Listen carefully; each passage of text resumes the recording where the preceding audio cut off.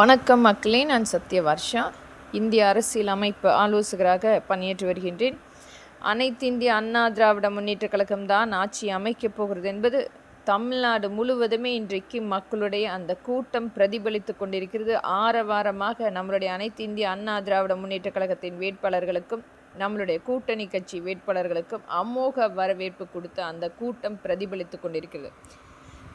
திருவிக நகரில் நிற்கின்ற சகோதரி பொற்குடி ஆம்ஸ்ட்ராங் அவர்களுக்கு இரட்டை இலை சின்னத்தில் வாக்களித்து ஒரு மிகப்பெரிய வெற்றியை கொடுக்க வேண்டும். அவருக்கு நடந்த அநீதி ஒரு மிகப்பெரிய அளவில் இந்த திராவிட முன்னேற்ற கழகம் ஒரு மிகப்பெரிய அநீதியை செய்திருக்கிறது. ஒரு வாழ வேண்டிய வயதில் அவர் இழந்த இந்த இழப்பை ஈடுகட்ட முடியாது. ஒரு குழந்தையுடன் கண்ணீர் மல்க ஒவ்வொரு இடத்திலுமே அவர் வாக்கு சேகரிக்கக்கூடிய இடத்தில் அந்த மக்களுடைய ஆதரவு என்பது ஒரு மிகப்பெரிய சான்று. இனி வரும் காலங்களில் இவர் போன்ற யாரும் பாதிக்கக்கூடாது. அந்த மக்களுக்காக போராடிய ஒருவரை இந்த திராவிட முன்னேற்ற கழகம் மலர் வளையம் வைத்து ஒரு மிகப்பெரிய அளவில் அநீதி செய்திருக்கின்றது.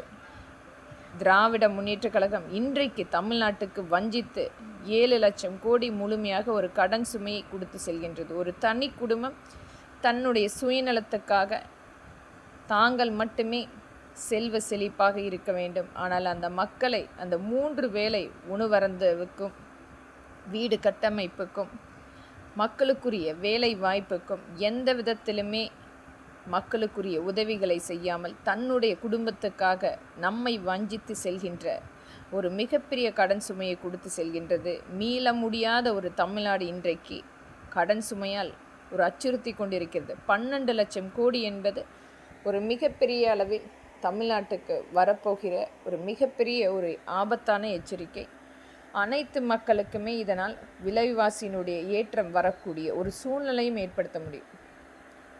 இன்றைக்கு அனைத்து இந்திய அண்ணா திராவிட முன்னேற்ற கழகம் ஆட்சி அமைந்தால் மட்டுமே அதற்குரிய தீர்வுகள் கண்டிப்பாக எட்ட முடியும்.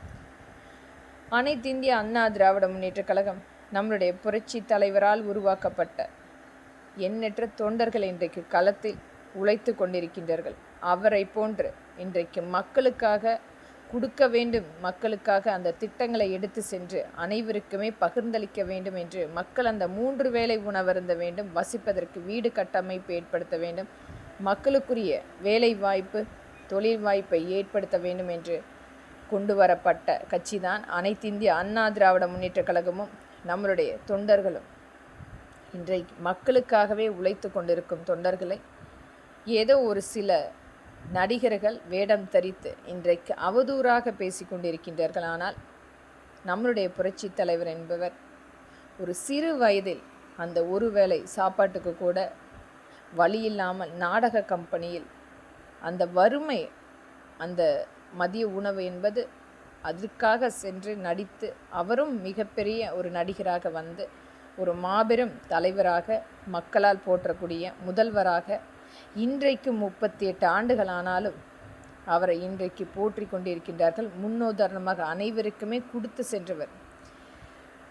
ஆனால் இன்றைக்கு வரக்கூடிய நபர்கள் தங்களுடைய சுயநலத்துக்காக உச்சத்தின் ஒரு பணக்கார வர்க்கமாக இருக்கின்றார்கள். ஆனால் என்றைக்குமே ஏழை எளிய மக்களோடு நின்ற தலைவர் நம்மளுடைய புரட்சி தலைவர். ஒரு ஏழையின் தாய் ஒரு மிகப்பெரிய ஒரு காலகட்டங்களில் அதையும் மீண்டு வந்து நம்மளுக்குரிய ஒரு நல்ல தலைவராக இன்றைக்கு 38 ஆண்டுகள் ஆனாலும் அவரை பற்றி நாம் பேசிக்கொண்டிருக்கிறோம். அந்த வறுமை எந்த மக்களுக்குமே வரக்கூடாது என்பதற்காக உருவாக்கப்பட்டதுதான் நம்மளுடைய அனைத்து இந்திய அண்ணா திராவிட முன்னேற்ற கழகம். இந்த திராவிட முன்னேற்ற கழகத்தின் இனி இவர்கள் தொடரக்கூடாது, இந்த மிகப்பெரிய கடன் சுமை இனி தொடரக்கூடாது என்பதற்கான அங்கீகாரமாக வாக்களிப்பீர் இரட்டை இலை சின்னத்துக்கும் நம்மளுடைய கூட்டணி கட்சிக்கும். நன்றி மக்களே.